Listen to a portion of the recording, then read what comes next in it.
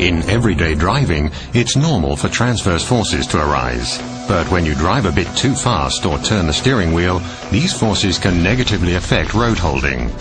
But the electronic stability program ESP nips that in the bud by controlling the brakes, if necessary the engine, and if need be the transmission as well.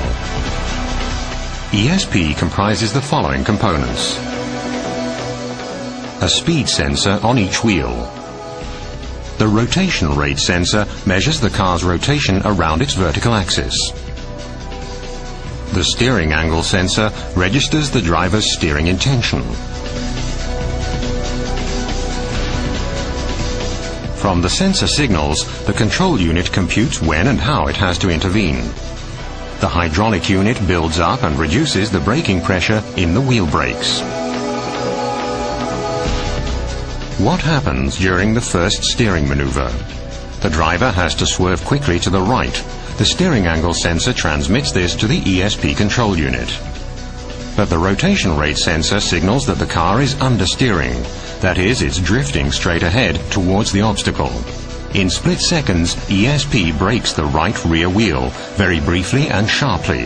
This produces the desired counteracting force, so that the car responds as the driver intended. What happens when you react?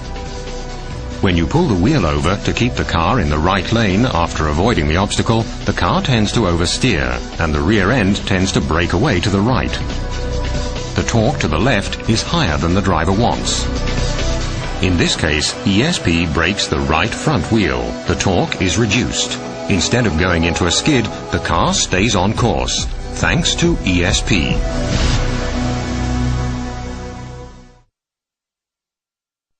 Bosch.